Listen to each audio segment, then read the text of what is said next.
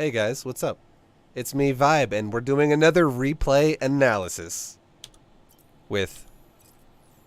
Which one is this? Shit, which one are you, Jensen? Camelot! Camelot is Jensen. Alright, so Camelot is our man. This is Mr. Jensen from the stream. If you guys don't have replay analysis work, what we do is we just take a replay from someone from the stream. We're doing it live. And we look at their play and we kind of pick apart what he does, or she, gender equality.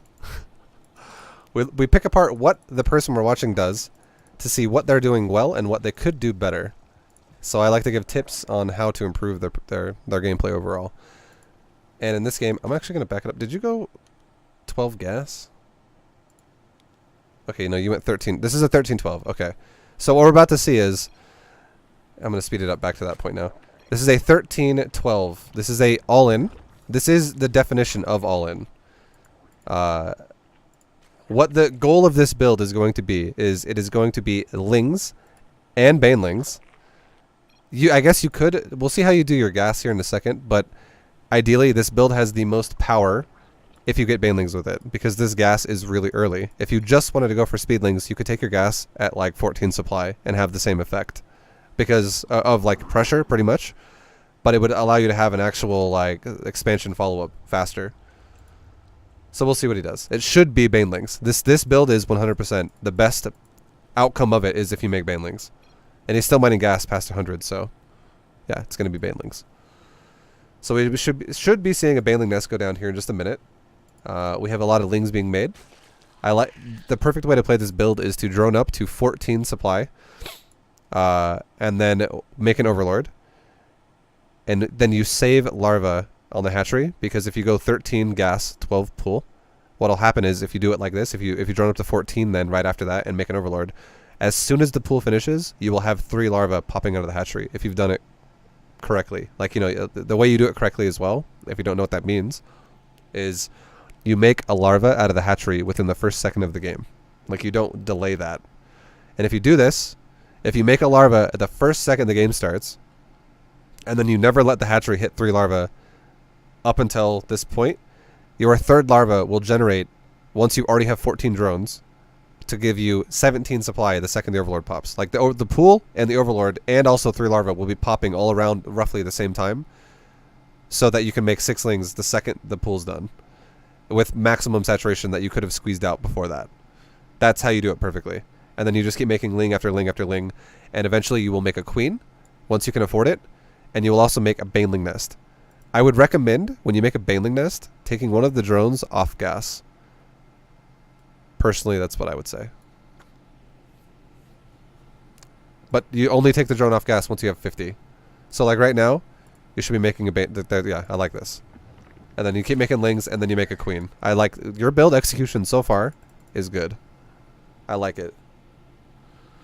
The reason why you take a drone off gas at this point now is because if you keep mining gas off of 3, it'll give you more banelings, but it'll reduce your zerglings overall, which actually reduces the power of your all-in, because you're relying on detonations then instead, and you're not allowing your lings to just kill shit, because less lings is going to obviously kill stuff slower, and also you're not going to have enough money to pump out your like, you don't, this economy can't sustain 3 gas of baneling production and also mass lings. Like, you're gonna have larvae stacked up over time if you're actually like making banes as fast as you can, and it's gonna be like a situation where you have like, you're attacking the guy and you have like 4 zerglings and 7 banelings or some shit like that, and you're like, oh god, my army is mostly baneling. So I really like that you took the drone off gas. That's very important. It's very important. It allows you now to have more lings. You're able to spend all your larvae on lings while also maintaining a few banelings in your army. Like 4 or 5. With like 12 lings.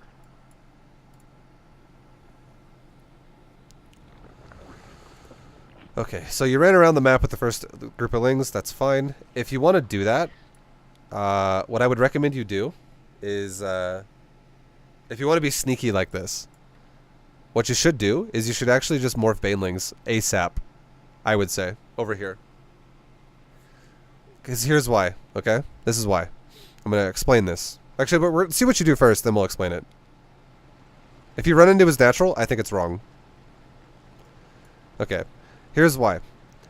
If your goal is to harass your opponent, okay? You want to harass him. You want to kill his shit, and then you want to make Banes while you're being aggressive. That is totally fine. But you shouldn't run around the map if you do that. Instead, you should just run directly at his face. Because you're wanting to get as much damage as you can done as fast as possible on like the hatchery and on his drones or whatever. So I would say just run across the map straight up. So you can just do damage. If you run around the map on the side though, you're just delaying your damage and you're not utilizing the fact that you're going to have like there's no reason to run around the map if you're going to reveal the lings anyways, is my point. You're just delaying your attack on the hatchery at that point. So it doesn't really make any sense. It would only really make sense if you ran these lings around the map and let's say stop them right here and you just had them chill here just for a second because your baneling nest is done in 3 seconds. And what this would do, and your speed is also done in the next like 15 seconds or what is that? 17 seconds. Your speed's done in 17 seconds and your baneling's done in 3 seconds. So what this would mean is, if you want to run around the map like this, if these lings chilled over here, by the time, and let's say you still had 2 guys, mind you guess, because you just took 1 off, I assume, to make this. What you could do is you could make 4 banelings up here right now, and you could leave like 2 lings just chilling right next to them. They don't have to be banelings as well, because you can't afford it. You would only be able to afford 4 if you had 2 on gas still, because you would have about 100, roughly in the next few seconds. But you can make 4 banes, and then you can have all these lings you're making right now come across the map. They could flood across the map, and they could reinforce. They could get across the map. By the time speed's done, they would be like getting to probably like right here, roughly. You'd have like a good like 8 lings coming out right here if you just stockpiled these lings. If you stockpiled these lings over here and you made banes over here, you'd have like, well, you'd really have like 6 lings here, and you have like 2 lings here, which is like 8 lings plus the 4 banes you made up here. So you'd be hitting him with 8 lings and 4 banes all at once. And it would be like, oh shit, like he would have to react to that. It would be rough. It would be hard. Because you could do 2 things then. You could dive the mineral line and kill drones with banes, or you could camp the natural and zone his zerglings with your banelings and snipe the queen as it spawns. Both of those would be great. But they both have different purposes. If you went for the main, you would need to kill drones, or because it's pretty fucking all in. Like, you need to kill drones for that to be worth it. Because if you go into his main and he kind of just micros you like to death and he doesn't really lose drones, you are now effectively behind, because you're not going to kill his natural or anything anymore at that point, and he has a lot of drones to overpower what you've done, because you should be behind in drones right now, because it's the point. That's the purpose of this build. It's to do damage early. But if you instead decided to zone out his ramp with your banes, you could just keep reinforcing your hatchery onto his hatchery right here with lings over and over and over, and kill his stuff as it's isolated. You kill lings as they spawn 2 at a time out of his eggs. You kill his queen as it spawns out of the hatchery. You just isolate these units and kill them every time they spawn. And then you zone out a wave of units that could come from the ramp. Because you will have speed faster than him, so you are the one who gets to dictate where you fight, because your units are faster than his. So that would be the way you would execute the banes. But if you want to just run across the map straight up, the idea of you zone out his hatchery and you do damage to the hatchery and you zone the ramp with banes, that still applies. But if you want to just attack this shit right now, you would just be better off running across the map straight up and attacking it and like weakening the hatchery, because your goal at that point then should probably be to kill the hatchery. If you're just going to reveal the lings like this before banes. The only way I would say you should kill drones would be if this guy, like, let's say, pulled like 12 drones down the ramp into the natural, and you morphed 2 banes back here while you're fighting here, and you don't really take a fight against the drones, you just keep him busy, and then you just, out of nowhere, walk up with banes as his drones are still trying to like zone out and mine the natural and keep you out of it, and then you just show up with like 2 banes or 4 banes, and you have like 12 lings then at that point, and you haven't really committed to a fight yet, you've just annoyed him and wasted his time, like mining and shit. And you just poke the hatchery sometimes. Because then if he decides to run back into his main base and you have banes and lings, your speed will finish, so that if your banes can't even catch the drones yet because the drones are too far away, your lings will pick off like a good like 3 or 4 drones as the drones are running back into the main, because your speed would be done. Does that make sense? Your speed would be done by that point, so you could kill all the drones. But the whole goal here would be to kill the hatchery if you're going to reveal like this early.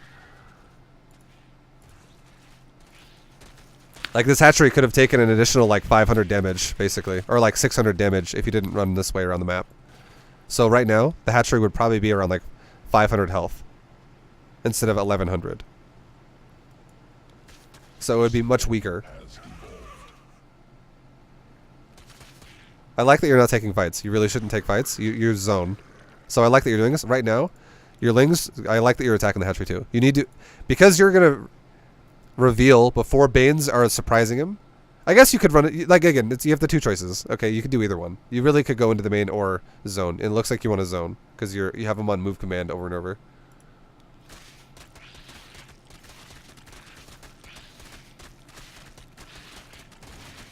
This is a mistake by this guy. To, I guess he does have two queens. He timed it well.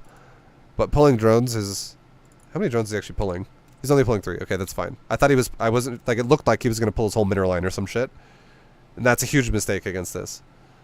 But, yeah, he timed it well. So now you have two choices. You either try and fight the army, and the best way to fight the army would be your lings, kill the queens as fast as possible.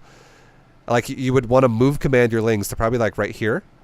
Because these lings on the bottom would run all around the queen, and these lings on the top would run around the queen. And if you A-moved, if you move command here and then A-move like 1 second later, most of your lings would surround and kill this queen fast, and some of your lings would start working on this queen.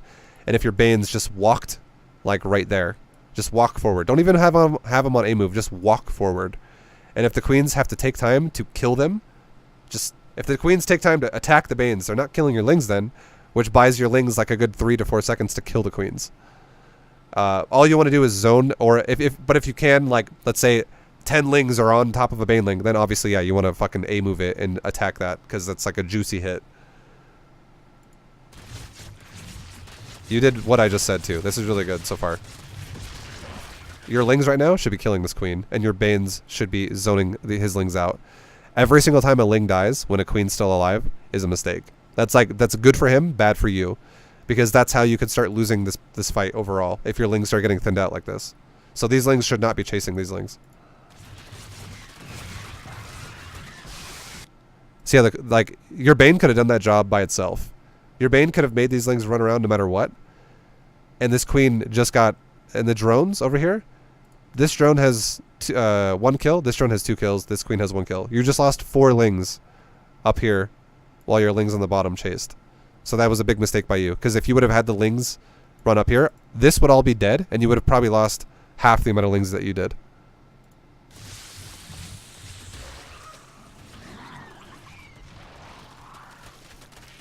And you'd have more lings now to make Banes out of and do pressure with.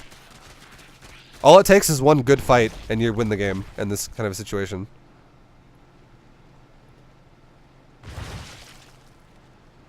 Also... if you're going to keep making lings like this as well,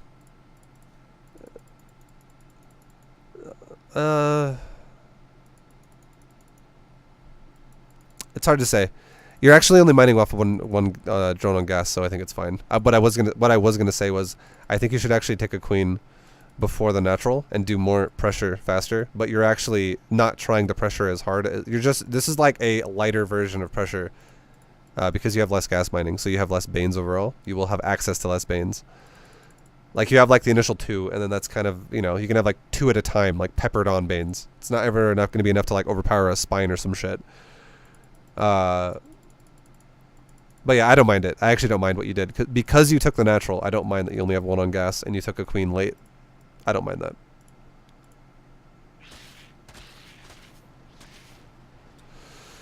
But now, at this point... You've done the job. You have plenty of units to not die here. The best thing you could do is drones. Stop making lings right now and start making drones. Because if you think about it like this, okay? This is what I want you to think about. You're still making lings as well, by the way. This is why I want to say this. I really like that you're making additional queens. You could, if I were you in this position, I would go up to like 4 queens or so, maybe even 5. But I would have stopped making lings now. Like, these lings right here would have been a drone. Because you already had some lings back at home because you made another round before you killed this hatchery. Like, you made another round as you took the fight. That's okay. Because you're not sure if you're going to win that fight, and you're not sure if you're going to totally commit and kill the natural.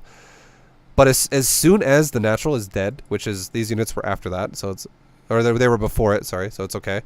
But as soon as the natural's dead, drone. Just go back to droning, because right now you have enough units to fight what he has if you use Banes, because it would then be cost efficient. You have enough Lings to like block up your ramp, and you have enough Banes to literally wipe this out. Like you can wipe out the majority of this with one Baneling even, but you have 3, which is even an even safer amount. So you're totally fine. So if you made drones now, if you started making drones, it would help you produce queens a little bit harder and faster. And the thing about queens that's beautiful is if he tries to start trickling Banes into you to bust your natural, if you have like 4 queens at your natural and then 1 queen at your main injecting, which is the 1 queen in the main is fine injecting, but if you have like 4 queens in the natural, and let's say you have like 2 queens here on the ramp and you have like 2 queens here against the hatchery, there's not really much he can do about that. Like, what's he going to do?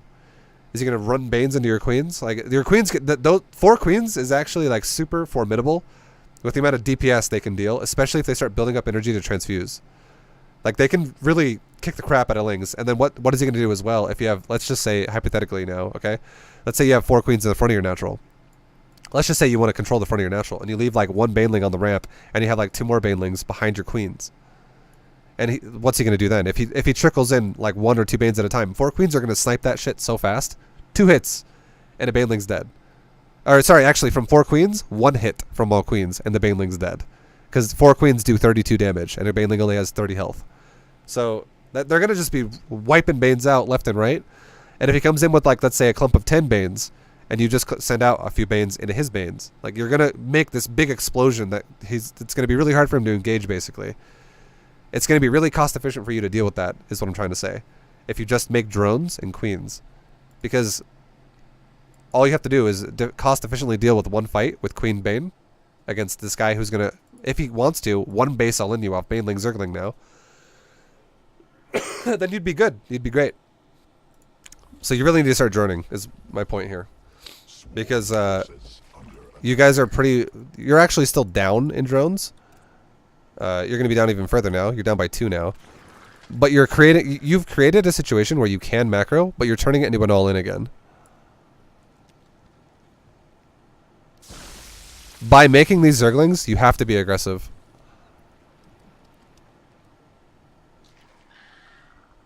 See, like, okay, so he made a lot of Banes, and you're like, oh shit. But I want you to look at his total army. He's got 4 Banes morphing. He's got 2 Banes done. So he's going to have 6 Banes. And he has 7 Zerglings. Look at your... by the time these Banes are done, it's going to be in 8 seconds. Your queens are less than 8 seconds from being done. Your queens are 7 seconds from being done. And then you have to also consider he's going to have to walk from here to here, which is going to be another like 5 seconds, or more like 4 seconds. It'll be like 4 seconds to go from here to here into your natural, which is plenty of time for your queens to get built and connected. And if you had it, you lost a Bane, you have enough gas for more Banes. Let's just say hypothetically, you're like, oh, he's making Banes, I'm going to make Banes. You make 2 more Banes. You leave 2 Banes on the ramp. Okay, just for now, or spread them out. You make 2 Banes, leave them there. You have 2 Banes in here. You don't even use the Lings. The Lings stay back here or something. They're just out of the way. You have 3 queens that you inject the second this queen spawns, and right now you inject this hatchery. You have 3 queens. None of them can transfuse. That's okay. But 3 queens that you have currently injected your hatcheries, and they run up to the front of your natural. The only way he can actually engage that is if he runs everything in together. Because if you just have like 2 Banelings going like back and forth behind 3 queens, he cannot physically attack that with this. Like, this will die to 3 queens and 2 Banes if he gets AoE'd. So he has no, like, it's going to be really hard for him to do that, to execute that. Using these Lings in this fight is going to be a massive mistake because you're liable to then run your Lings into a Bane and blow them all up. It's really bad. Your Lings should really come in after the fight is over. Like, after the Banelings have kind of decided the fight. We'll see how you do it. Successful. So the spine is not necessary again. You're playing way too defensive. You need to have more confidence in Queen Bane. Like, that setup right there, it was amazing. That was so good. Honestly, I think what you're doing right now is a little bit So, okay. The way this is set up is a little weird for you. I think you're prioritizing the Banes a little too much, especially since these Banes are spread out. What you've actually done, if we back it up, okay? It was kind of a juicy spot there you've created for a Baneling to hit it. And the only way this would have worked is if your Baneling would have gone down and smashed the Lings, or at least made his Lings run away to open your Queen up to move again.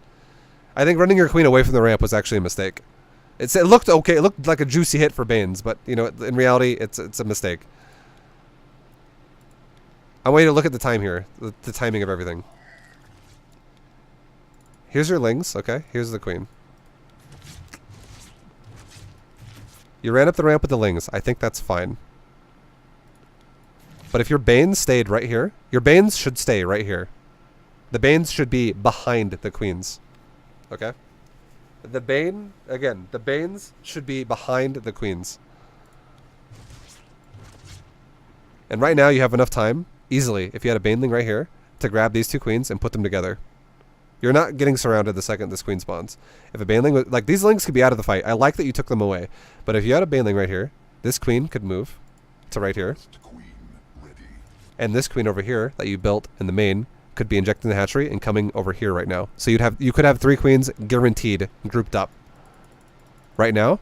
And if you canceled this spine and you just made 2 more Queens, you would have 345 minerals. You would have had 345 minerals because the spine is 100 minerals. So you could have easily made 2 Queens. Meanwhile, drones should have been made behind this. Like literally just make drones. For now, like at least a few, basically, because Queens are strong. And imagine right now, okay, if he tries to run his Lings at you, and you have 2 Queens already, and a 3rd Queen is right here coming down the ramp. What are these Lings gonna do against 3 Queens? 3 Queens can actually kill 7 Zerglings by themselves. If it's like you're in like a choke point ramp area, and if you're not, if you're in the open and they get surrounded, 7 Lings could possibly kill 3 Queens, but the 7 Lings are going to take heavy losses in the process. But what the hell can you do if he tries to engage your Queens when they're next to a Baneling? You don't have to even blow the Baneling up. You can just move at the Lings. And if you force them to run away, the Queens are still killing Lings the whole time because they're range units. So they shoot a Ling as they come in, and they shoot a Ling as they run away. And they shoot a Ling the whole time while they're on top of the Queens. So he's taking more damage effectively than you are the whole time if the Banelings keep just making him run around. But if he commits to fighting the Queen and you're like, okay, well, you don't want to run away from the Queen. You're just going to stay and fight it. You blow a Baneling up and all the Queens just explode. Or when I say all the Queens, all the Lings just explode. And it allows, if your Queens can zone out the Lings like this with because of the Banes, it removes the ability for him to create a hole in your defense and run Banelings into you. Because what you've done here now is you've kind of like created the situation where his Banes can now run at your ramp. And now it's like you're going to try and use your Banes to zone out his Banes when he's already spread out. The Queens should be the ones dealing with this, not the Banes. The Banes should be dealing with clumps of units and zoning him. But the Queens are the ones that kill him trying to zone you. Swarm forces under attack. So he made a huge mistake there. He actually let 2 Banes, maybe even 3 now. He just let Banes run into your Queen. That's really not good for him. But he also killed your Queen down here. That is good for him. The priority here for you is just wrong. And what I said was what you should do. And you would have seriously lost nothing. And now what I think might happen is he might run this Bane up the ramp and you might run into it and lose all these Lings. Yeah, you lost like probably 5 Lings right there. Not necessary. It didn't have to happen like this. Just zone him with Queens. Be confident in the Queens. And then zone his Lings with Banes. Because your Queens can zone the shit out of your natural in low econ situations like this. And now if you go back to the drone count, you're still behind. Now you're behind by 3 because you're making a spine. So you're overdoing, you're shitting on your economy way too hard. And if you start making Lings again, this is even more of a bad move. So I like that you're making Queens, man. It's really good. The fact that you're making Queens is very, very good. I like that a lot. But there's a big lack of droning here. And he's not Like, he's still making units, but he's the one actually droning as well. You're overcommitting way too hard to this defense. You've just now started 6 drones. This is really late. But look at your drone count right now. Those 6 drones that are started now, all it's going to do is actually catch you up to his drone count. Even though you're ahead in supply, that's nice. It's because you make queens. But your economy right now could be so much stronger than his. Your economy could actually be better than his if you would have droned properly. Because the way you got to think about it, here's ultimately what I'm gonna add one more step onto what I was talking about with zoning with queens. Okay. So I told you all about the queens and the banes. Banelings be behind the queens. You push forward, zone out the lings and all that stuff. But the lings that you ran back, there's nothing stopping you from just adding more banes. If your opponent takes a fight and he just rams you, okay? He fucking just rams your face with ling bane. The 6 banes and 7 lings that he had. If he just rams you against 3 queens and 2 banes, and you lose your banes, but he loses 90% of his army or 80% of his army, and your queens now are like half health or 2/3 health. They're a little bruised, but he lost the majority of his units because he tried to engage the queens. You had both your banes blow up like 3 lings each or something, and then your queens zoned out the banes, and he got out with a couple banes or some shit. Most of it died. Then that's really good because you can just take your lings that were up the ramp and you can just make like, oh, okay, I'll just make a couple more banes now. 2 more banes. Just make them out of your like 10 lings you had. From when you killed the natural and pulled back. You just make 2 more banes out of that pile and you repeat this process. But now, instead of having 3 queens, now you have more queens that were done. Now you have 4 because the new queens just spawned. By the way, yes, this is a coaching lesson. I really don't want to read chat, but people are freaking out right now in chat. I'm going to put this video on YouTube. So, hey guys. Hello. Hi, YouTube.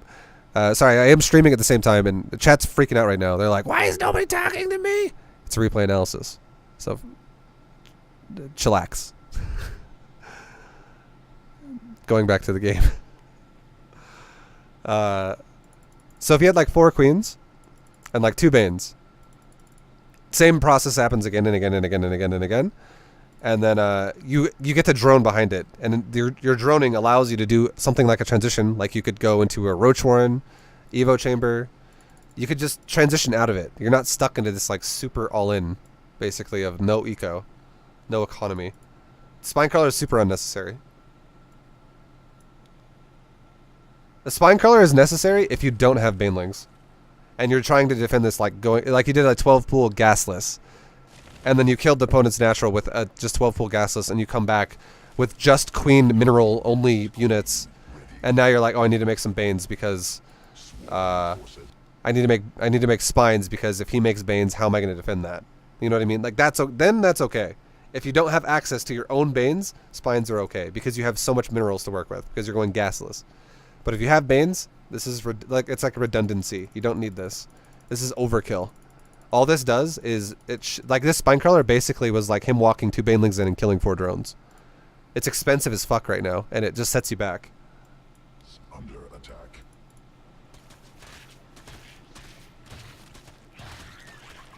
It's unnecessary defense. And like right now,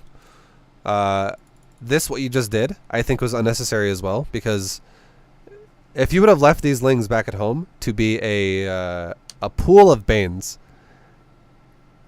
I don't mind that you scouted. You could go, oh, is he expanding? Yep. Does he have units here? Yep. Successful. I wouldn't have minded if you would have sent 1 ling at a bane to see if you could just blow it up cost efficiently. 1 ling for 1 bane, that'd be fine. But at this point, when you see there's lings and multiple banes here, I would just just not fucking attack this anymore. Just leave. I would just leave. Because all you're going to do right now is look exactly what you're doing right now. You're going to have to replace what you lose. Which is doing what, once again, it is cutting your drones down. Because you're taking away your own safety net to try and attack him. This is never going to end the game. This is not going to win the game. All this is it's like a glorified scout. You're going to see what he's doing, which is what you've already accomplished before you took this fight. because you see, oh, he's expanding. He's not actually just doing some big one base all in timing now. He's trying to retake a natural. But this is now going to just get, the longer you stay here, the more likely you're just going to suicide them and get them killed. The longer you're going to neglect making drones. You're going to neglect spending your economy probably. You're probably going to just start ramping up money because you're trying to multitask in a situation that honestly is like irrelevant at this point. This literally means nothing at this point. You're not, it's just a waste of time.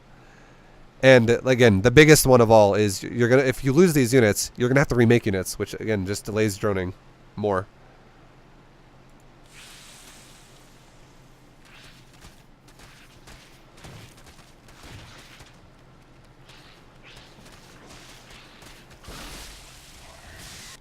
Look at the money.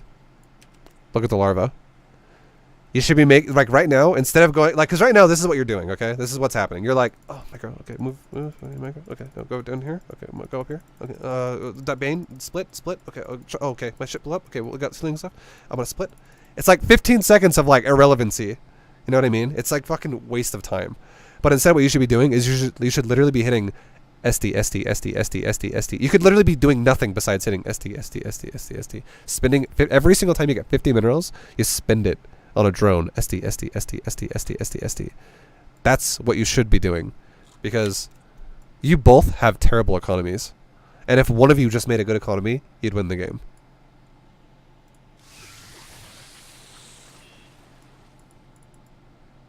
See, now you're making 6 drones at a time again. This is really bad. Just know that if you ever make drones 6 at a time and injecting wasn't really a factor in that process, like you have just larvae like this. You just, if you ever just look at your hatcheries and you see mass amounts of larvae chilling at the hatcheries, that is a mistake. That is poor play for Zerg. Poor play. It's room for improvement is basically what it means. Lots of room to improve there. Alright, so we'll get back to where we just were. Speed up a little bit. This is where we just were. So you made these lings again to replace the lings you just lost. I think the amount of queens you have now is fine. I think the fact that you, like right now, what I would do if I were you, is I would have like two Banes, just because I would always have like 2 Banes up until the point I have roaches. Just in case this guy did some like weird sneak attack that while there was all the hectic shit going on, I don't want him to hide like, you know, some shit on the side of the map that I'm just going to be like randomly out of position for at some point. So I would always have like 2 Banes. I wouldn't keep making 2 Banes after 2 Banes after 2 Banes. I would just have the 2 Banes and just have them. Make 2 Banes once and keep them there as long as he doesn't attack you. It's cheap as shit to do that. But you could easily have afforded it at this point. And those 2 Banes would make me feel like I could drone. Because if I over-drone and I didn't spot something that I should have, because of whatever reason, Overlord might have been out of position or whatever, those 2 Banes will buy me time to then make proper units to defend it.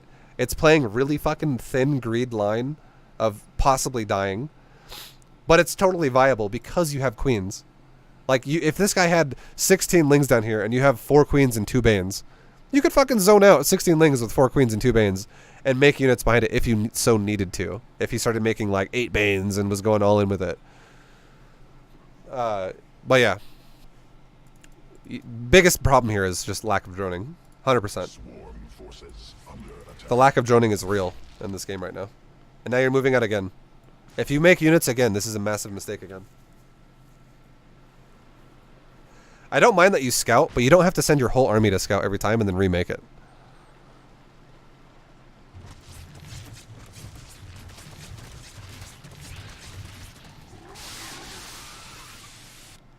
So you just lost the whole army again.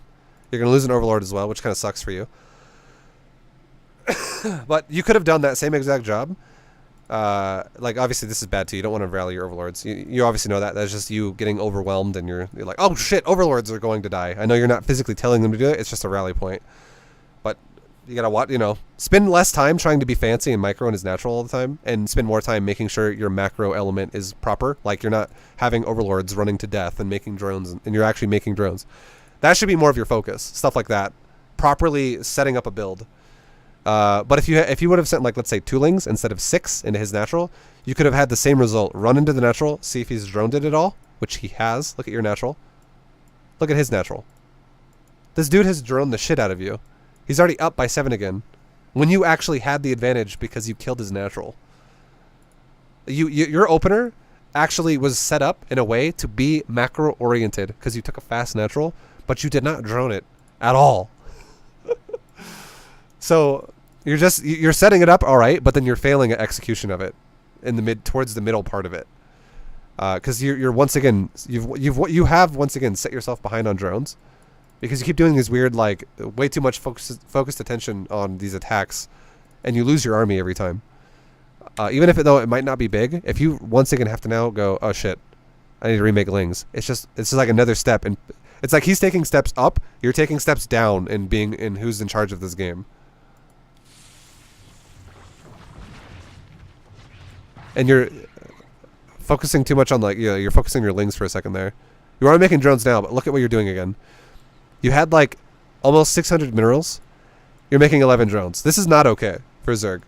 Some people might go, dude, you're making drones. He's fine. The drone count right now, his opponent's making 3, and he's making 11, which is going to mean that his opponent's going to be at 32, and he's going to be at 34. That means he's ahead. No, it really doesn't, because he had 11 drones that all could have been mining for longer than they have been. So they've all effectively, like the 11th drone has missed a shitload of money. The 10th drone has missed a little bit less money than the 11th, and so on and so on. It's like a graph of like how much shit each drone has missed. Like there is so much missed mineral opportunity here that just because like this alone, I would say this, okay? These 11 drones right here, if you were to do it mathematically, all right? The 11th drone could have been made what? Like about a full minute ago? You're mining how many minerals a minute? You're mining 1,200 minerals a minute. So this 11th drone could have been made 30 seconds ago. Okay? Because it's half of that. This is minerals a minute, and 11 drones is almost 600 minerals. It's 550. So we'll just go half. We'll make it easy. That is the 11th drone. Let's actually do this in calculator, okay? Because a lot of people don't realize this shit. One drone mines 1 mineral per second, basically. All right? So we got the 11th drone. Who could have been mining for about 30 seconds, and then we'll subtract. If we do this down to what does 11 go into 30? It's like 3. Basically, a drone every 3 seconds is what you could have made with your current income. All right, so 30 plus 27 plus 24 plus 21 plus 18 plus 15 plus 12 plus 9 plus 6 plus 3. You could have you basically, just because you macroed like that one point in the game, you just missed 165 minerals. Because each one of those drones could have been made that fast if you were going SD. Does that make sense? That's why droning is so fucking important when you're always smacking those drones every time you have 50. That's how much minerals we effectively just missed. Because the drones were all made in a clump of 11. Not to mention, we also just missed out on larvae, because once you have 3 larvae, the hatcheries stop generating larvae. So that is also effective drones that could have been made that no longer exist because larvae got capped out.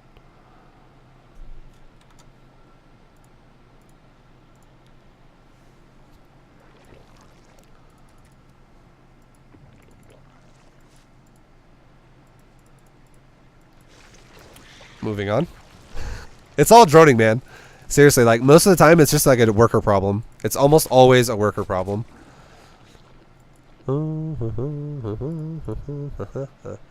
Because right now you're tied again, but look at the result of all of this.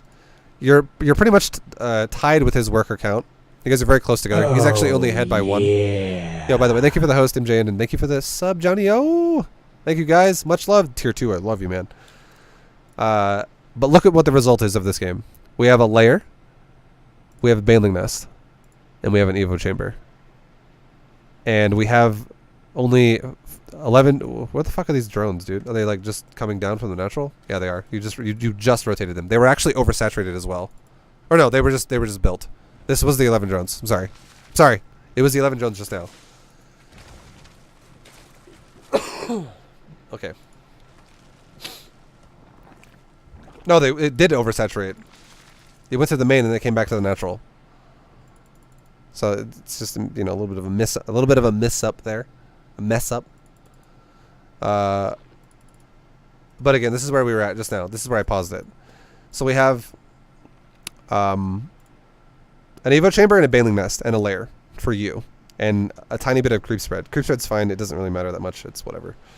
But there's no third, and there's no full saturation of your natural yet either. Once these drones get here, we're going to be at 11, but currently we're at 4.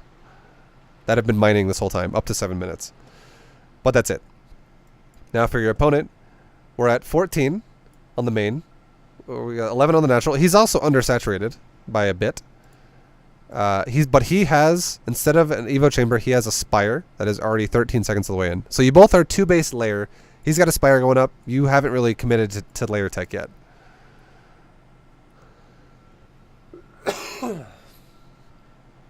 Both your economies are not good. So we'll see what you want to do with layer. You want to go roaches.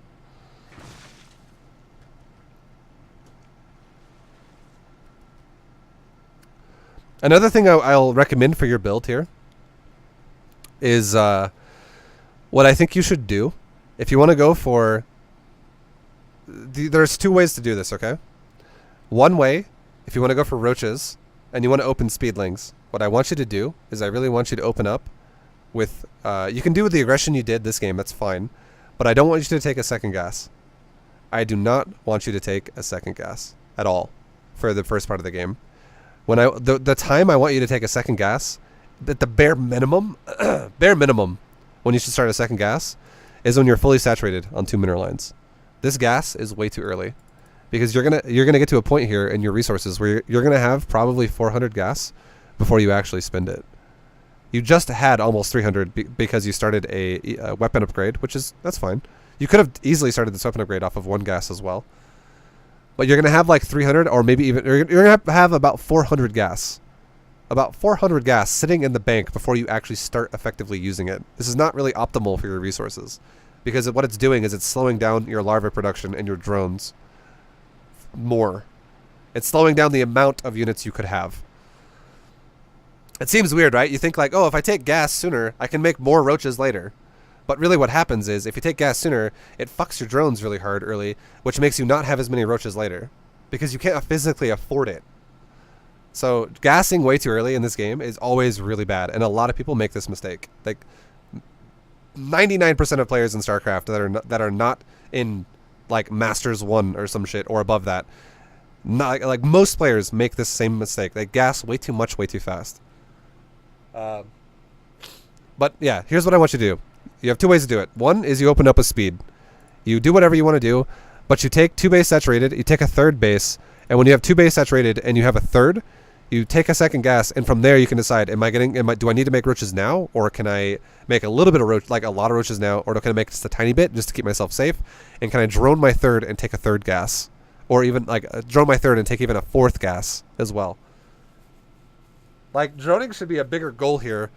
If your goal is to go for roaches with +1, and if you feel really uncomfortable doing that, that's totally fine. You don't have to feel comfortable doing that. The other way you can do this build is you can actually do a 2-base gasless roach build, where you saturate 2 bases extremely fast. You go 3 gases and 2 fully saturated mineral lines, and then you have roaches after that. You start making roaches around like 45 supply. If the game has not resulted in like him doing some 1 base all in. Sorry about my nose. It's running right now. It sucks.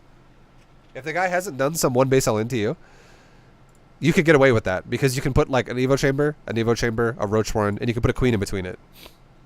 And you're good to go. And you're good.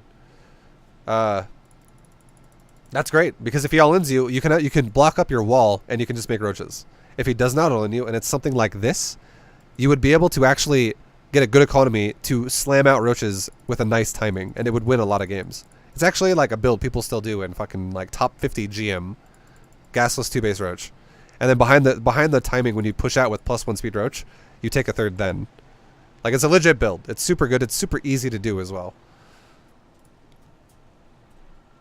But what's going to happen this game now is you have actually an inferior economy against Muta. Because the only way Roach builds beat Muta builds is if you're ahead in economy. You're not going to beat some guy going Muta if you're both 2 base. That's actually the advantage for the Muta player, is if you're both sitting on 2 base. Because you're never going to have enough units to physically withstand the DPS of Mutas at this point. Like, what's really going to happen is you're going to have like 12 Roaches against like 9 Muta. And his Muta are going to kill all your Roaches. It's going to be situations like that. Like, he's going to have a comparable amount of Mutas to your whatever you're making to make. If this guy plays, you know, okay.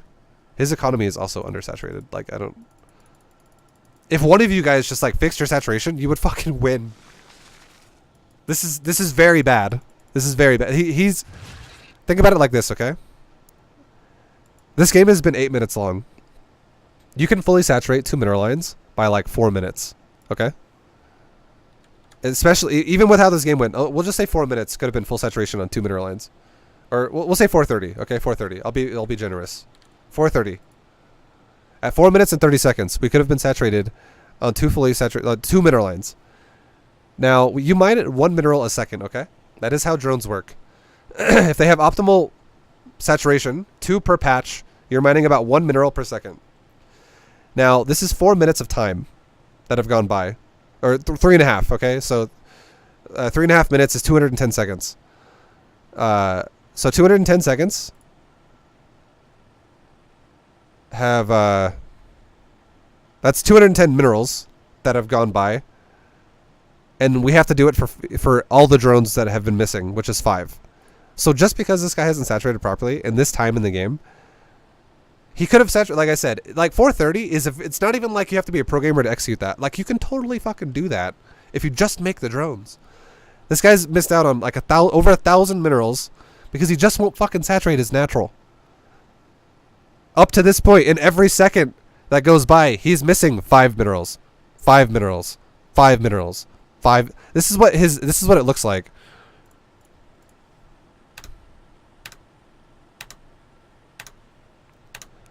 Every second that goes by. This is what his natural's doing with missed minerals. Like, undersaturating is a really big deal in StarCraft. Because it adds up really fast. And now let's look at this. It's not even just his natural. Look at his main. He's all... Oh, okay. He was undersaturated in his main, but he's actually starting to mine out now on some of the patches. So now it's no longer undersaturated. But he's at 14, and he was at 14. So that's another 2 minerals a second that he's missing out on. And for you over here, you had 16 on here, but you actually have 16 now as well. You have now fully saturated your mineral line, which is great. But it's a big deal. A lot of people don't respect that, but it's a big deal. And that is one of the biggest reasons why there's a difference between players in a higher league and a lower league. It's because players in lower league don't usually respect that rule of StarCraft. They're like, oh, fuck it. I got enough. Looks like there's a lot of boys on that mineral line. Looks okay. There's guys mining it. I can green box anywhere and select some drones. There's enough on there. No, fully saturate that shit. Anyways, back to the game.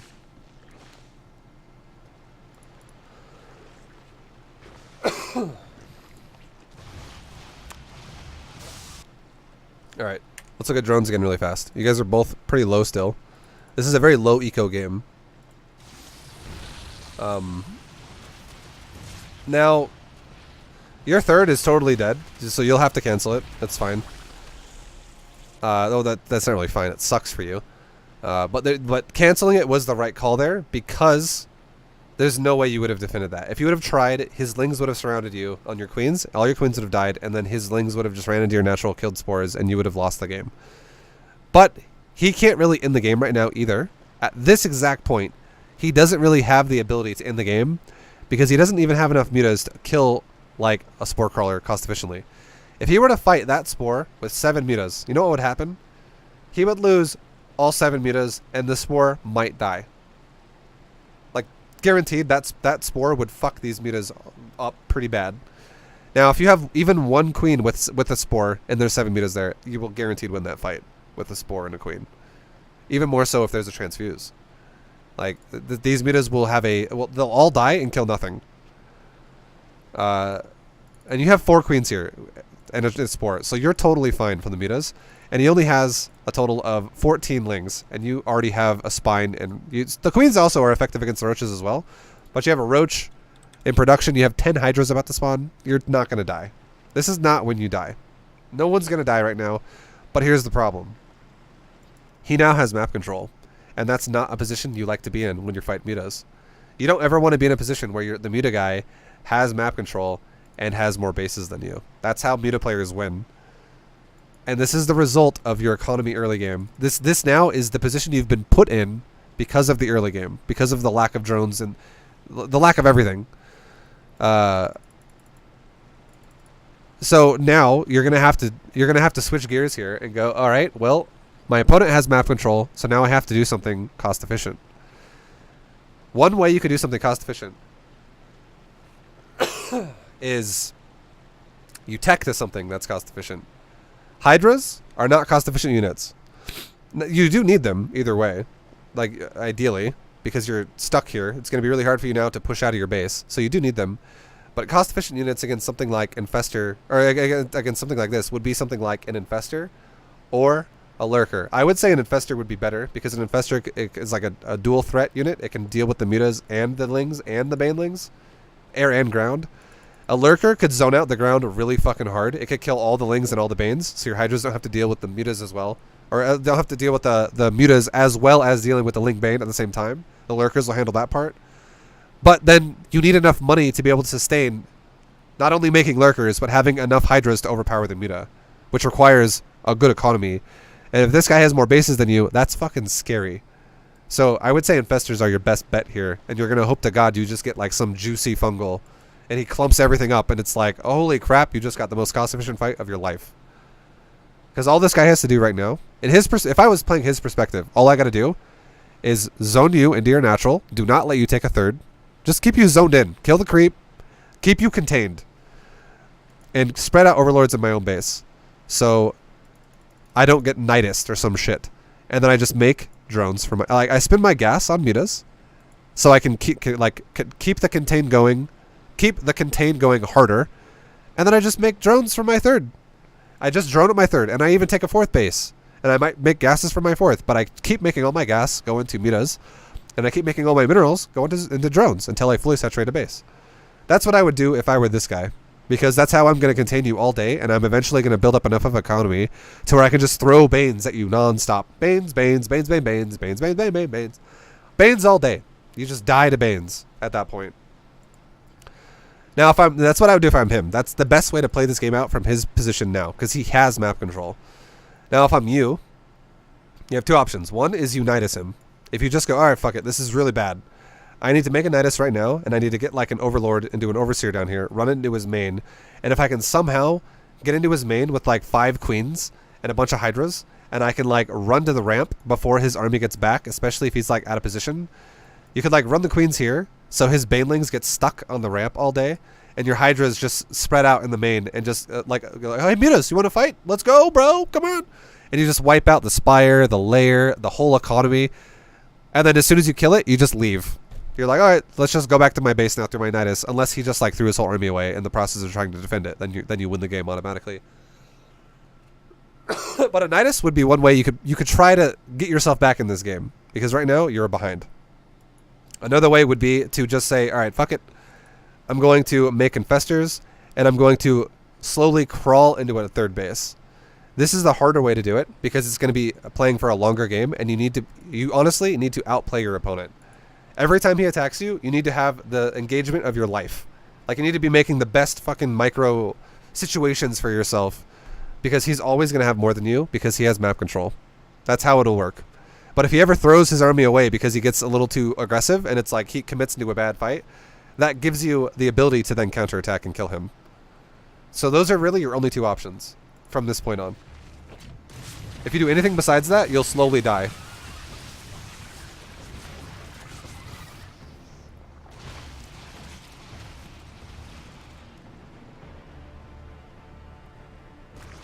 You're going for hydras, like just raw amounts of hydras. This is scary because theoretically you're never going to be able to match his army.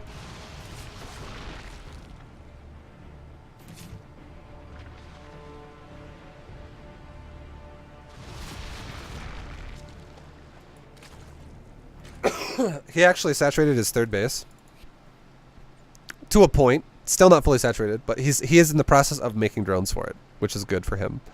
And he's actually going lurker, which is even worse for you. He could go Banes. Banelings are the more aggressive option, I would say. But if he makes lurker and you have Roach Hydra, he's now making a cost-efficient army to fight your army, while also having a better economy than you, and you have no choice because you don't have a third base. And I think that the way this guy's microing it is a little bit of a mistake. He keeps diving into your base into hydras and shit, and he's lost a few meters now at this point. But if all he has to do right now is not let you take a third base, that's all he has to do.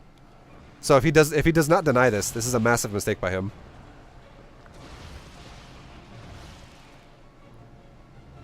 Now that you've pulled out, he should move in. You should not attack. This is all in as fuck. This right here is how you lose games. If you want to attack, if you feel like you're going to get impatient and you're like, no, I got to kill him. I got to go now. If this is how you want to deal with meta players, make a Nidus. Seriously, just make a Nidus. And the reason why I'm telling you that is because if you make a Nidus, you can at least bring your queens. And if you bring your queens, it's going to add some more meat to your army. And it gives you a lot more sustainability against some guy who could very well be going Banelings, because you don't know if he has a Baneling nest or not. Or he does. He does. Sorry, I forgot. There were Banelings earlier on in the game we talked about earlier. There's been Banelings in this game before. If this guy just makes Banelings, you automatically die. This is a really risky move. Because nothing has happened up to this point now that this guy has done to justify this. He has not thrown an army away. When he attacked you earlier, that was with like 14 lings, and he only lost like 3 mutas. Like, sure, he lost a couple mutas, but he still has the majority of them. Right now, when we look at the units that can shoot air, you have 16 hydras. He has 13 mutas. If he just wipes down this hydra pack by like half, and maybe weakens the other, like some of the other hydras with like a baneling, or has Zerglings just run... If he doesn't even have Banes, if he even just had like 30 Zerglings, and he just ran on top of your Hydras with 30 Lings, and just surrounded the Hydras and started attacking with the Muta, you would still lose that fight. This is really risky. But again, if you had a Nidus, it gives you two options. It gives you, one is you stay and you fight the fight, because you have Queens there as well, which is going to be, like I said before, it adds some durability to your army. It's like a big meat shield. Another is, it gives you the ability to retreat if you feel like you're like, oh shit, he's actually more prepared than I thought. Let's just get the fuck out of here. It's not as all in. Generally speaking, though, you're usually going to commit to the fight with a Nidus. Like, you're going to fuck him up pretty bad, because Nidus actually gets... Nidus would also be attacking him faster, so he wouldn't be able to make units at this point. Like, he would be getting into his base now, instead of walking across the map. And he'd also be out of position.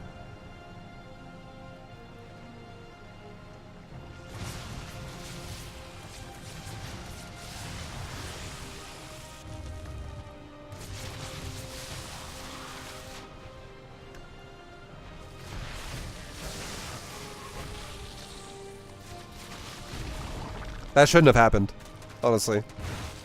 The fact that this guy made nothing. I feel like you took a really risky move, and it paid off, okay? You took a shot in the dark, and it happened to hit. Because if this guy had Banes and Lings, you would have died. Because if you lose this army once, you lose the game. You don't have a third. You cannot replace this army that fast. Because your main is mining out. You have 8 available mineral patch drones. 8 available drones to work here. Your natural, it's starting to get kind of low. Like, your natural is going to last for a bit longer, but even then, if it was just like one base economy, it's still really bad. Like, your main's getting really low. Some of these patches are it's like 300 on this patch, 500 on this patch. The main's looking kind of dumps, like it's like a dump town over there. So yeah, if you lose this army, again, the game is over. You'll never be able to remake this army this fast if he takes a good fight with Banes. But yeah, this game is getting wild. It's getting crazy. from this point on now where you're at, you've actually created a situation. This guy has not played this up to this point the greatest. I would say your best bet now, from your perspective, would be you should take a third base again and you should be defensive. That's all you should do. You should not attack again. If you do want to attack, you should get an overseer. The reason why I'm telling you that you should not attack is because you can clearly see with an overlord right now. Oop, shit. I hit B. My bad. You can see right now that this guy is tech switching. Like, why the hell does this guy have Hydras if he's got mutas? And why the hell is his muta count not bigger than it should? Like, you know, it should be bigger than it is now. We're at 12 minutes, and he's got 13 mutas. That's really piss poor amount of muta. So you got to think about it. You're like, what the fuck? If he's gonna tech switch, and now he's the one who's now lower economy than me, or we're tied on economy basically. You just wiped. He actually just invested into drones that you just killed at his third base. So that's great for you at this point now. It was a risk. Don't get me wrong. It was a fucking risk. But now at this point, you're in an all right spot because he's switching his tech into something else that you could deal with pretty well because you've been going for that tech already this whole time. He's going into Hydra tech. But you got to be careful. What do Hydras unlock? They unlock lurkers. Obviously we see them. But from your perspective, you got to wonder, why the fuck is this guy going Hydras if he's also got mutas? I would recommend not YOLOing across the map and instead playing defensive. And because the reason why is because if you YOLO across the map, you are all in.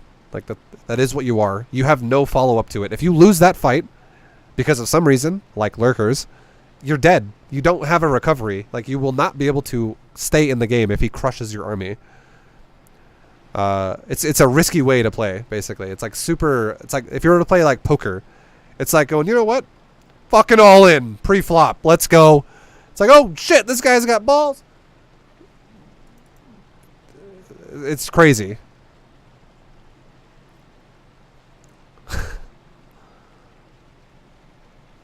it's again, the best way to play it from here for you is to be defensive. Just be defensive. Get detection like you already have, which is great, and be defensive. And from what you see as well, you do see he's going Hydras, and you see he's got mutas.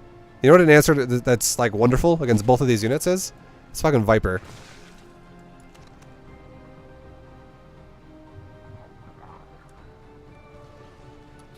This is a bad attack. I don't like that you're attacking again. You don't even have Hydra speed either.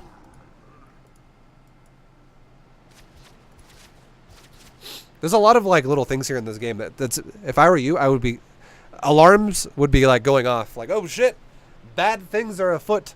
And here's what they are, okay? Here's what they are. Let me tell you. Let me tell you. Here it is. If you think about it logically, it's easier to do this when you're not in the game, okay? But these are things you should think about in the future, always. All of you guys watching. That'll help you out in future games. Gotta go like this, okay? Okay, so I'm in a position right now. I'm Zerg. And I know that I just killed his third base. I know it's dead. I could send out one Ling across the map on both sides. Like, one Ling could go around over here and scout for possible third bases again. And one Ling could go because you have Lings. Another Ling could go over here and scout this side. Just to see if this guy is trying to retake a third base or is hiding a third base somewhere else. Just so I don't get caught off guard with a new economy that I don't know about. And if there is, like, let's say a random third, like, way over here or something, I could just send my Lings at it and kill the drones or whatever, you know? It doesn't really matter what you do. Just don't risk your whole army like this. Scout before you move. That would be step one. Now, step two is, you have to look at his composition. You just saw he's going into Hydras. There is no way he's physically able to have as many Hydras as you do. Like, if he was just going to go for straight up Roach Hydra, you win automatically because you've been investing into Roach Hydra for the last 5 minutes of this game, 6 minutes of this game. You've been going Roach Hydra for a very long time. He's been going Hydras, for all you know, for the last 1 minute because he went mutas first and he made mutas and he made like a decent amount of them. He made like 15 or 16 throughout this game so far because you did kill a few and he still has some left. But he made a lot of mutas while you were making Roach Hydra. So you guaranteed will win 100% chance of winning if he just straight up fights you, because his economy, for all you know, is not better than yours now, because you just wiped this out early enough. So you shouldn't be worried about that. You shouldn't be like, oh, I want to take a fight against him because I need to kill him now because he's got Roach Hydra. That's not even a factor. You'll win if that turns into that. What you should think about is, what could kill me right now? For one, he has Overlord speed.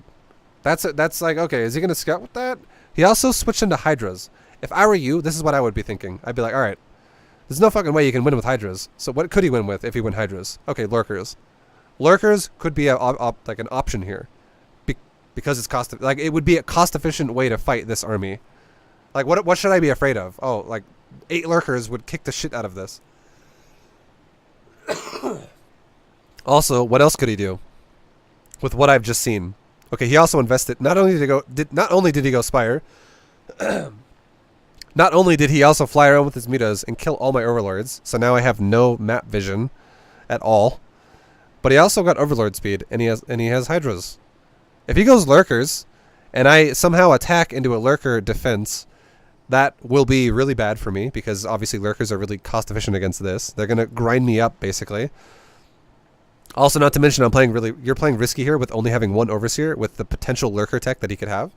Because if he just suicides the Overseer and he has this game turned into an all-in situation, and you have to attack him now or you die, well, if you have no detection, you're just screwed. So this is scary as hell too, because if he somehow can snipe this Overseer, it's really bad for you. But I would be thinking, if he cleared out the map and he has Overlord speed, what if I'm out here and he just flies like an Overlord into my main, or 2 Overlords into my main, and drops like 4 Lurkers, and wipes out my whole main base, because I have nothing at home to defend. Really, like, you know, I have a couple units, but like 4 Lurkers could kick the fucking hell out of 4 Roaches. You get what I mean? Like, or he could even then he could just land, wipe out a mineral line, and then load up and fucking fly over here. This is very vulnerable position for you to be in. I would be very worried about Lurkers right now, and the potential of Lurker drops hitting my base with what this guy's done so far. So again, if I were you, what I would do is, instead of moving out like this, I would scout out with the Zerglings, and I would take my own 3rd, and I would saturate my 3rd, and I would go probably into Viper. Because also with scouting, you might even see a Lurker. You might even run the Ling over here. If you were running a Ling like this way, you're like, Ling, run up this way, run, and you come down this way, and you're like, oh look, a Lurker. Because you're just scouting him. You're just scouting to be like, what are you doing? And you're like, oh shit, he's got Lurkers. You could see it before it happens, and then, you know, Viper, something like Vipers, or even more of a thing. You're like, okay, well, all I gotta now, it gives you like a game plan. You're like, okay, well now, all I gotta do is go Hive, and prepare a Viper transition with my army. Just don't throw my army away, basically, because if I play defensive, especially if I play defensive on like cliffs and ramps and stuff, and I every time he tries to shove Lurkers forward, if he's in the middle of walking forward, I can snipe off like 1, maybe 2 Lurkers, and then just back up, because, you know, Hydras also have pretty good range and they kill pretty fast. It's just good. It's a great way to deal with what he's doing. It's more logical than what's happening right now so far. I gotta read what you said now. ViBE suggesting going Vipers. Every previous analysis I've seen, ViBE has been shitting all over Vipers. The reason why I say Vipers are bad is because it's not even in this situation. You gotta think about it. If you're gonna fight Lurkers, what are you gonna do? Like, what are your options? Are you just gonna fucking run into it and die? Lurkers are stationary units, and if this guy has gone for Mutalisk and Lurker, like, what is a good answer to that? Like, mutas can get countered by Parasitic Bomb really easily. You just throw out a Parasitic Bomb in the mutas. They like, you attack his Lurkers with your Hydras, and then he flies the mutas in to try and save them, and you just throw 1 Parasitic Bomb in the mutas. What's he gonna do?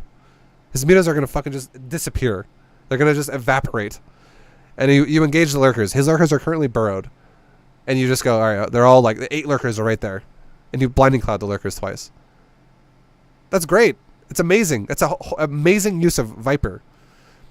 When I was telling people not to go Viper, it's because it's some fucking guy who's playing against like a Terran player who has like a siege tank spread, and he's trying to set up this fight where he's going Ultralisk Viper against like 15 siege tanks.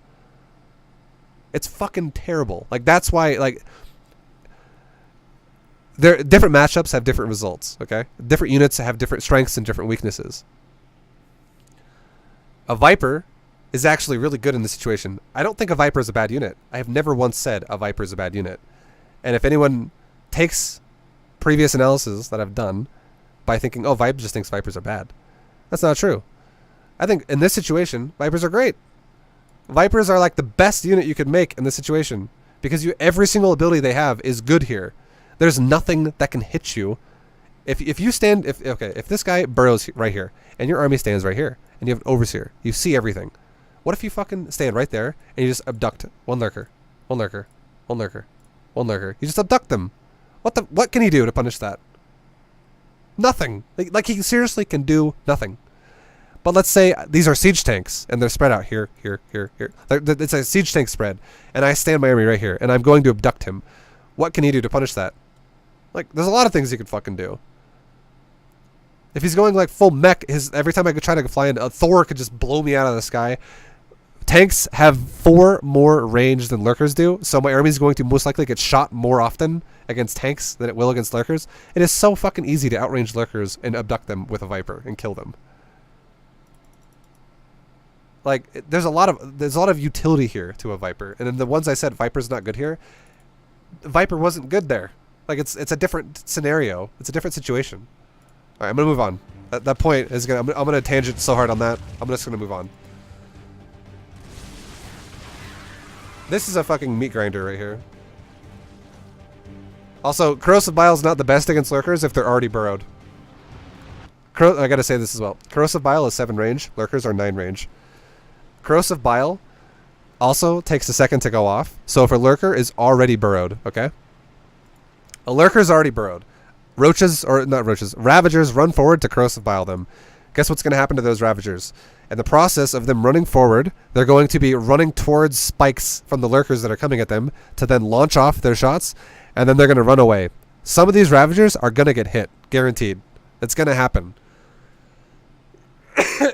Corrosive Bile has a delay. If the lurkers up burrow and move, after the Corrosive Biles have been shot, they can up burrow and get out of the way before getting hit by the bile. And they can re-burrow. The only way Corrosive Bile is good against lurkers is if it's the reverse of that, and instead of you pushing him, he's pushing you, and you have a concave of Roach Ravager or something, and he's walking forward, and then he gets within range of your army because he wants to hit you with his lurkers, and he hits burrow. And right as he hits burrow, and you see the lurkers starting to burrow into the ground, you go and you launch Corrosive Biles at the lurkers, and then you back up. He physically doesn't then have enough time to, for one, hit you as you're running away because it'll take too long, and 2, to then re-up burrow and get out of the way before the bile hits him. So whatever lurker you shoot with a bile will die. That's the difference. You're trying to push him, so lurkers would be fucking awful. Or sorry, Ravagers would be an awful choice here because he's already set up. He could counter micro you so easy at this point in time. If you push this, you're dead.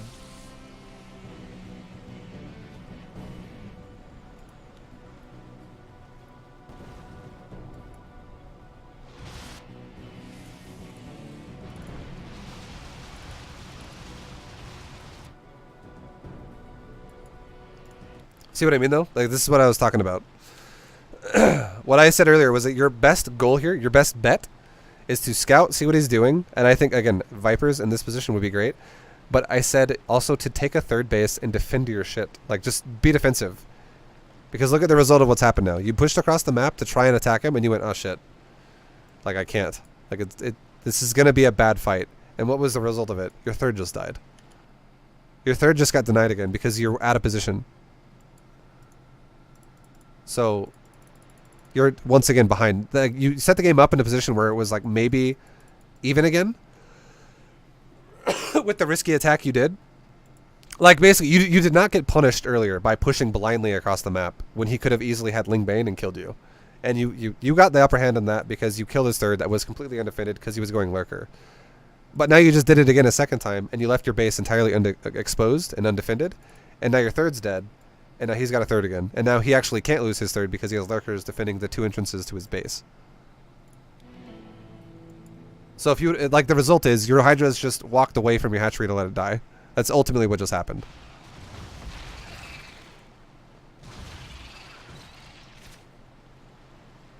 If you move out again, this is another mistake. Like, you know you can't push him. It's very unlikely you're going to win the game with this.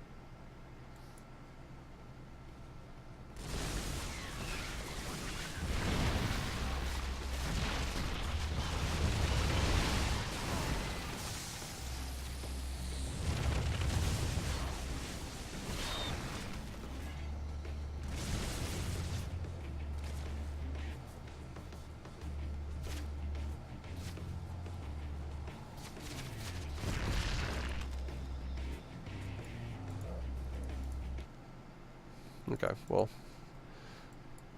this guy's making some big mistakes as well. But we're not talking about his replay. We're talking about yours. Again, right now, that attack, all that attack really did, this is what it did. What did you kill? I think you killed like 1 lurker. Maybe 2. You didn't really kill much, okay? Like, there's still fucking 9 lurkers there. And there's still the whole mineral line's still there. It's still undersaturated as well.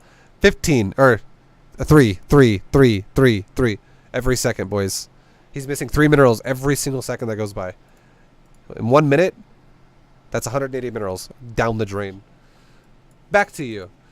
What just happened there was you pushed his base because you got impatient. You're like, fuck it, we're going. You attacked him. You went, okay, lurkers are there again.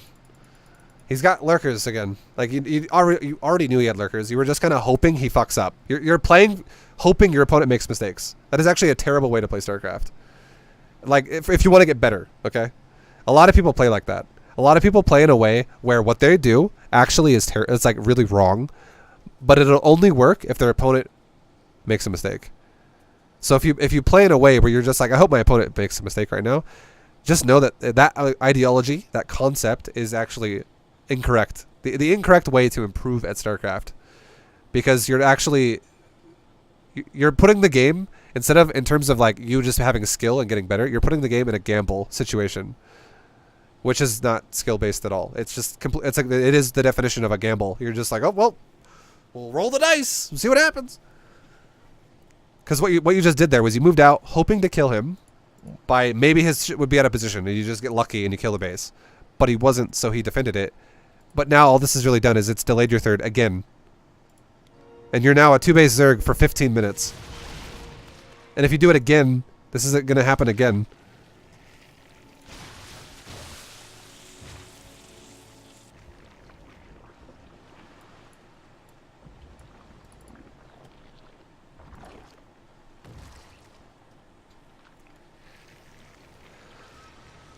Good God, that's a lot of lurkers. This is what's going to happen this game. This is what I see happening. If he does not get... Like, this guy just saw where you are, too. This guy... So, for his perspective, he really needs to have scouting potential going on. He needs to have, like, some fucking changelings or some shit on the map. Like he just threw out 4 and they're in one spot. He needs to have, like, a changeling over here, over here, over here. He needs to have something. He needs to have something spotting on the map, because his lurkers, all they need to do is need to be in the right spot at the right time. And it's impossible for you to win with this army. You, however, need to fucking take a third base and go into some tech that can actually push lurkers. This is not the right choice. This I fear for your game here. If I was watching this and let's say it was like a clan war, I'd be like, no! Back up! Please!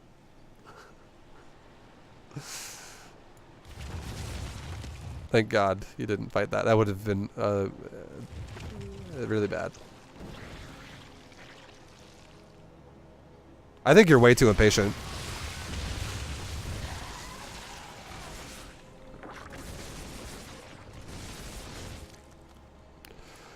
because I'm going to talk about this one more time. Right now, you're looking for an engagement. You're looking for a gap in his defense. You're looking for a place to engage, okay? But what you're doing right now is you're investing all of your attention into that. And you're the one who's behind. So every second that goes by, when you're putting yourself in this situation, you're getting further. You should be getting further and further and further behind.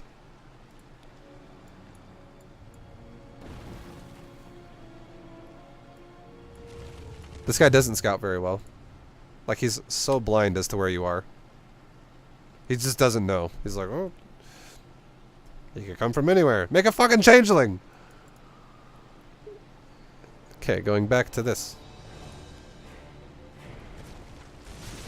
So you're pushing in now.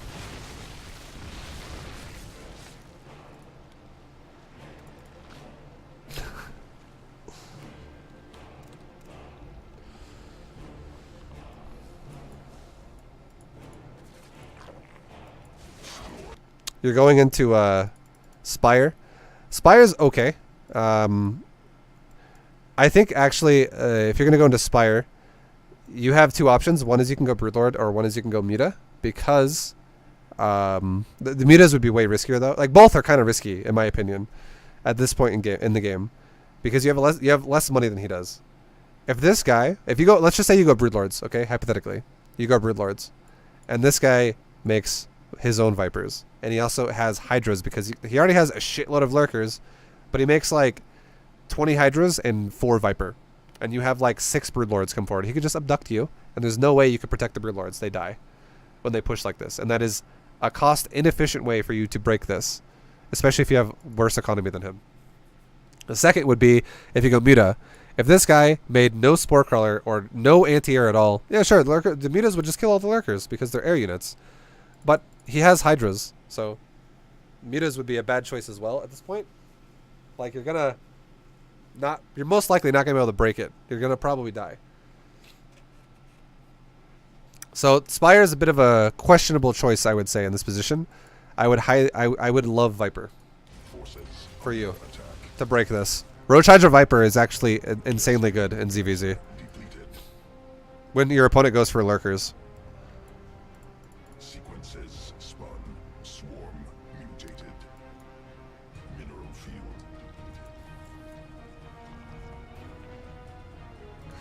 I really don't like where your army is, man. Your army positioning is really freaking me out.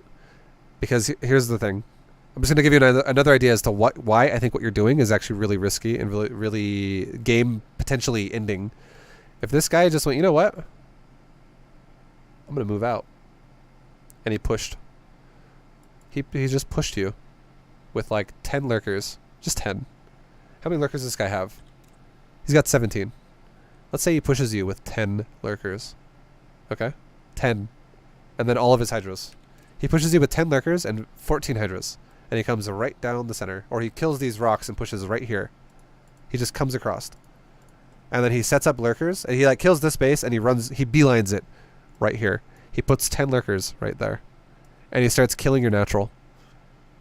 And then he leaves 7 Lurkers defending his base. It puts you in a position where you have to run into Lurkers both ways or you die. Your army positioning is really scary. It's really like really risky for you to be there just randomly.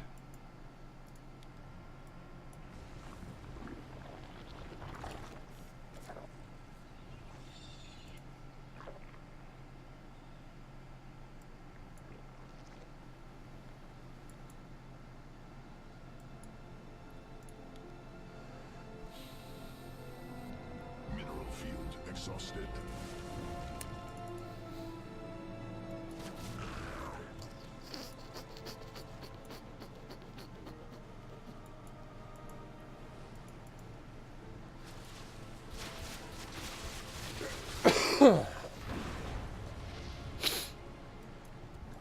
So you're going Broodlords. If this guy makes Vipers,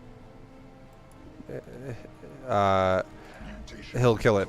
I like that you at least took 4 bases. Cluster under But this is yeah, this is exactly. I'm just looking at your bases. Like every base you have is so under defended. It's just exposed because your entire army is in one control group, pretty much. Just kind of like running around the map. I'm assuming it's actually just F2ing because you actually only have 7 units and 2 units. It's not even enough to have all your units in it. So you're probably just like, you're just honestly going, okay, well I'm gonna move over here with my whole army. I'm gonna move over here. Move over here. Move over here. Move over. Maybe I'll catch something. Maybe. Maybe. Maybe. Like you're just repeating this process. But what's really happening is your bases are all just like wide open. Because you have you're just roaming. It's really bad habit to have. Like if you played against someone who actually used Zerglings and just harassed and poked with Zerglings, your whole base would have died. Your drones would have all died. Direct assault.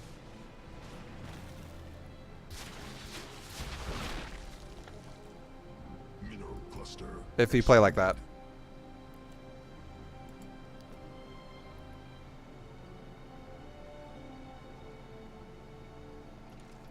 Swarm. Now, theoretically, the way you should fight this is Broodlords should go first by themselves and kill as many lurkers, if not all lurkers, as possible. Oh god.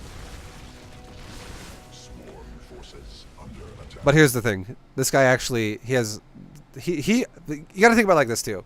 You were running around the map the whole time. For a long time on 2 bases. While this guy was on 3. Even, he took a 4th. I think he took a 4th before you took a 3rd. Like, just barely. I think that's what happened.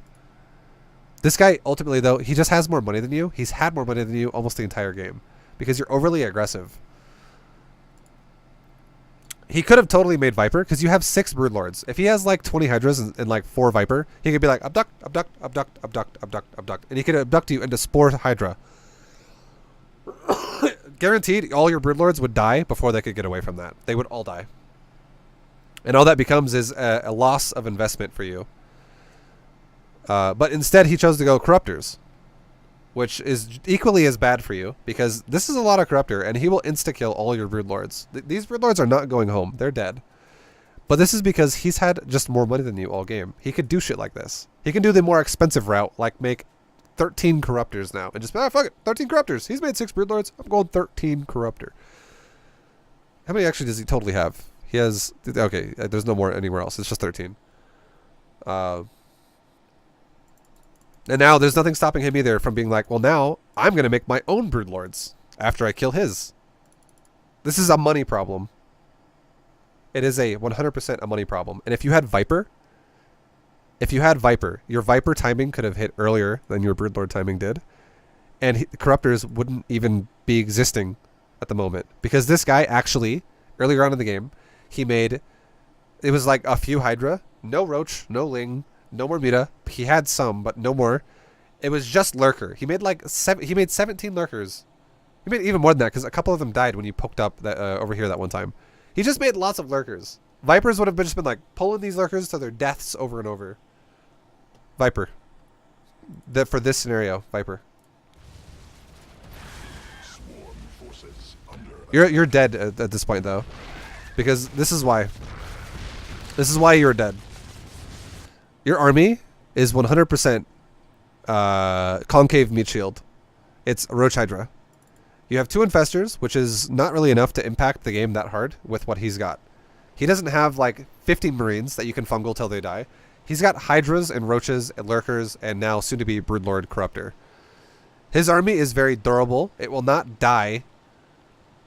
His army will not die to Infestors. So what's going to happen is, if this guy decides he wants to push with Lurkers, there's no fucking way your army will beat that. He actually has more Lurkers than you have in Hydras, in total. That's scary as fuck for you to be that position for you to be in.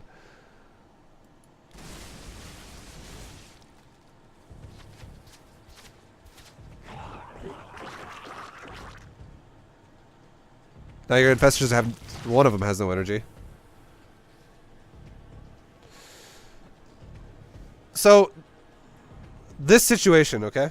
The way this is going now. This is becoming in-game Zerg. I'm going to pause it, and then I'm kind of just going to let it go. I got to explain this one last thing. This is, like, way advanced The way this game has now gone, this is super advanced. What it would have to be played correctly. And this is the exact same thing. Like you bring up earlier how I was like, you said Vipers are bad in the other analysis. Well, they are bad in the situation that I told them that they're bad in, which is against fucking mech, with going Roach Hydra Viper against mass mech. And the guy is going, or sorry, it wasn't even Roach Hydra Viper, it was Ultralisk Zergling Viper against mech. I was like, what the fuck, dude? That's gonna go real bad for you, because you have to like continuously lock out the army with Vipers for your Ultras to not die, because you're going mass Ultras against mass tank, which is the equivalent of going mass Roaches against some guy who has like double Robo Immortal production.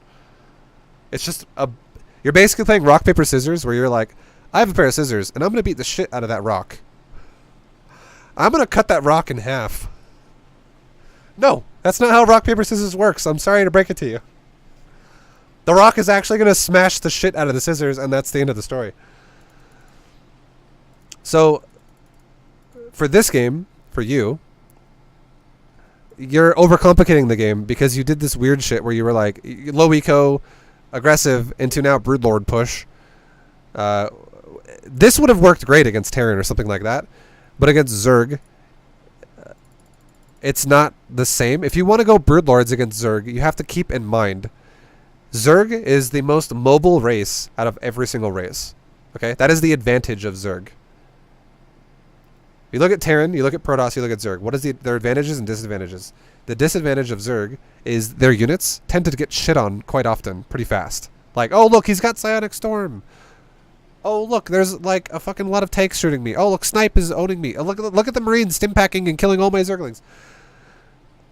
Zerg's advantage is mobility. You can get around everywhere and you can attack all the time. You're very fast at getting around the map, and your units can swarm. You have a lot of it.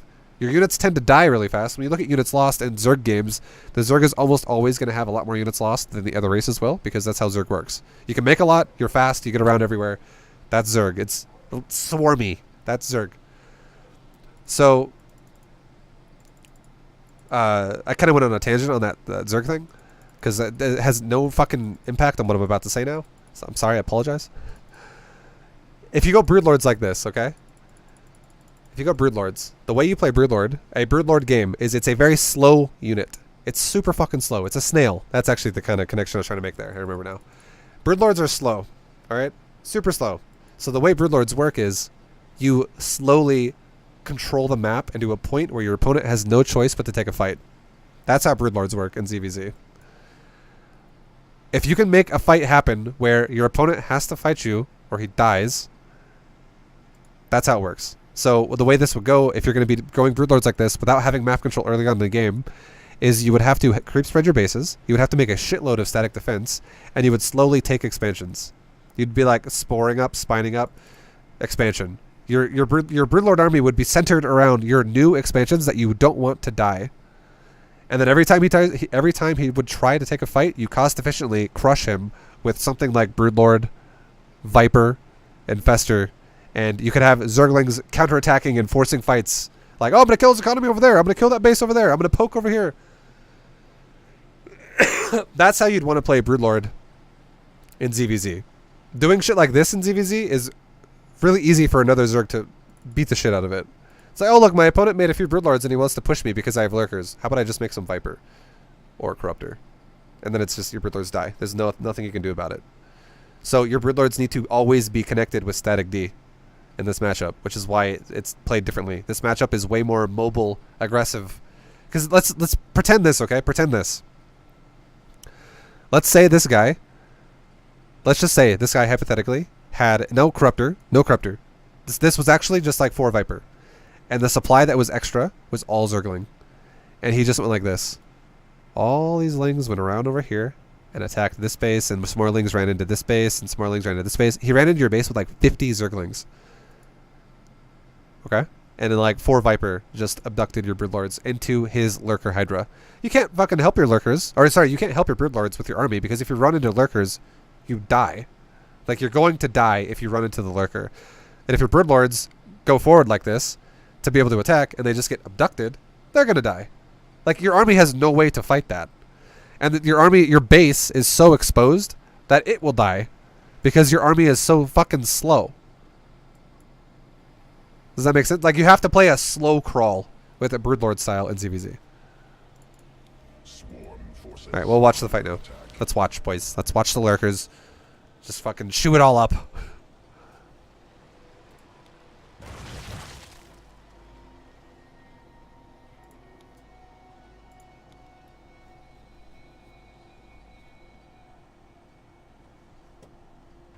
Like, I feel like you're just posturing around waiting for a position to go die in.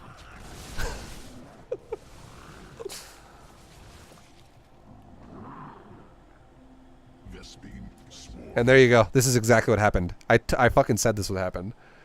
If you keep walking around the map like this, like, okay, I'm gonna go up here, I'm gonna go down here, I'm gonna go up here, I'm gonna go down here. This guy's caught on to the pattern at this point. And all he did was he went, oh look, he's up here. Let's just put lurkers between him and his base now. Now you have no fucking way to get out of this. You have to fight this now. And you know you don't want to fight this because you're gonna die. So now you're dead. You are LA, actually you're just dead now. If you walk in here, he's probably got more lurkers.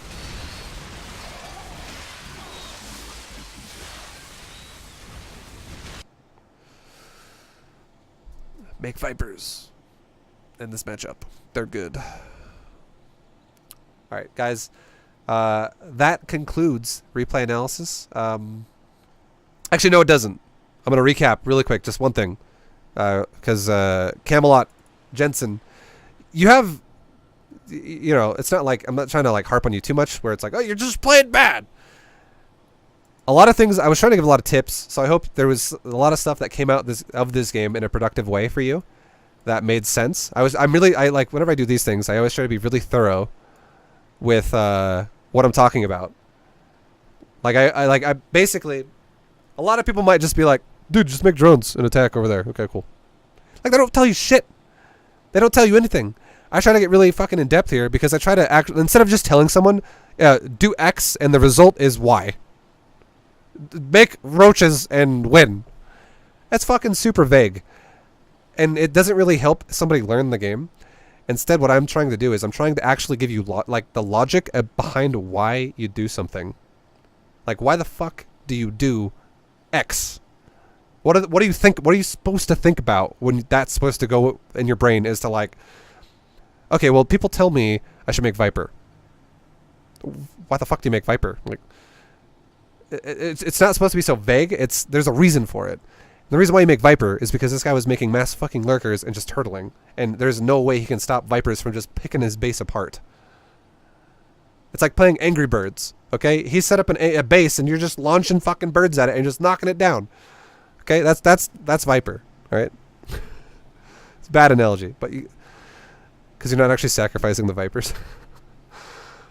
But yeah, there's cost-efficient ways to deal with it. And if you break enough lurkers out, he's losing money in that process, and then maybe you kill a base at that point. But here it is, okay? Biggest tips I can give of all. Be more drone-based. That's the biggest one of all, okay? Not only did you overcommit to aggression early on in the game, but as soon as you overcommitted to aggression early on in the game by making too many lings, I would say, because you attacked and then you killed what you wanted to kill, but you kept making lings after it, which makes no sense. As soon as you kill what you want to kill, and you have enough units to defend yourself, make drones. That is when you want a drone, especially if you're the one who set up a natural for that whole point. If you went one base all in the entire time, I'd be like, oh, he just wants to all in. That's fine. Like, he just wants to micro. But your whole build actually was set up to take a natural, so take advantage of that and make drones. The other thing is don't stop making drones either in the mid game. Like, there were a few times where you just got like multitask, like you're like scouting and not only just scouting, but you're trying to like do attacks and shit, and you're letting your money get up to like 500, 600 minerals, and then you make a shitload of drones at once. That is a humongous impact, and if you're going to win or lose this game, because it sets the pace for the early game, and the early game sets the pace for the mid game, and the mid game sets the pace for late game. Like, the pace is everything. If you're behind, you can't just magically be like, oh yeah, well, I'm going to win now. No, you fucked yourself 5 minutes ago, so now you're screwed. Like, you're in a bad spot because of what you did early. Like, that's just how StarCraft is. You can't just recover the time you lost because you played poorly in the beginning of the game. It's like a ripple effect. It cascades throughout the game. You need to play as efficiently as you can the whole time, because the more efficiently you play in the early game, the better off you are later on. And it makes everything easier. Like I have done these things before where I've like been like, oh yeah, just macro and make roaches. Just proper macro. You don't have to micro. Just make roaches. And you'll realize microing 10 roaches is actually not as effective as just macroing 30 roaches and not microing them at all. It's like fucking night and day. You could be like, oh look, well, instead of trying my hardest to make the most out of the little I have, how about I just make a shitload and don't really care about it at all and just go, just throw it over there and I just win. Because StarCraft, guys, is a macro game. Just throwing that out there. Sure, the pro gamers make micro moves in this game that are like flashy and shit, and everyone wants to play like that because that's what you see in tournaments. But this game is macro. It is fucking... If there was like a balance, a scale, this game is like 90% macro, 10% micro. It is so macro focused. You have to be insanely good at this game to make that opposite, which is like when you see pros doing it. It's like, oh, this guy is actually just a fucking god, and he can micro like a beast and not delay his macro. If you had some guy microing like one Banshee for like 2 minutes and he like killed 20 workers, but he'd let his minerals go up to like 1,500 in the process because he didn't macro at all, and then he gets like counterattacked and killed, that shit could happen. It's like overly focusing on the micro gets you killed in this game, even if you do well with your micro. You need a macro. Macro is important. This is not Warcraft 3. It's not a micro game. It's a macro game. It's StarCraft. It's macro. The more you have, the easier it is. So, yeah. Your worker, your economy, all that shit. Super important. And then, if you want to keep it basic, Roach Hydra, you could honestly win most games just going Roach Hydra. But if your opponent goes for Lurker and you're like, ah shit, he's got Lurkers, make Viper. If your opponent goes for Roach Hydra, or sorry, let's say your opponent goes for like Mass Baneling, like Mutiling Bane, and you want to go Roach Hydra, make some Lurker. Make your own Lurker. Make like 4 Lurker. Make 6 Lurker. Don't make a shitload. You can make some, and it's fine. And then if your opponent never techs out of like Mutiling Bane, you could just go into you could make Vipers as well. Add on your own Viper at that point later on because he's still committing to the meta. Stuff like that is great. It's good. Roach Hydra Viper Lurker is like the god mode of ZvZ up until Broodlord Supreme in-game. And Broodlord Supreme in-game is that slow crawl bullshit I was talking about, which is a totally different playstyle. If you want to have map control, Roach Hydra Lurker Viper is god mode. It's very strong. It's like the best well-rounded playstyle that could easily get you to GM if you get good at it. Alright, guys. Well, I guess that does it. I just wanted to give like more of a recap wrap-up there. Drones, Jensen. Drones! Make the drones. You need drones. Guys, thank you for watching another replay analysis. I feel like there's some tangents in this one because I actually read chat a bit while I did it. I normally don't read chat at all when I do these, but chat was freaking out a few times, so I feel like I read it. But yeah, I don't know. I feel like it's better if I don't read chat because less tangents are better because I don't take forever to get my point across. But thank you for watching, guys. I'll see you guys in the next replay analysis video. And Jensen, shout out to you, man, for doing this one. And I hope it helped, dude. See you guys next time. Peace. Later, guys.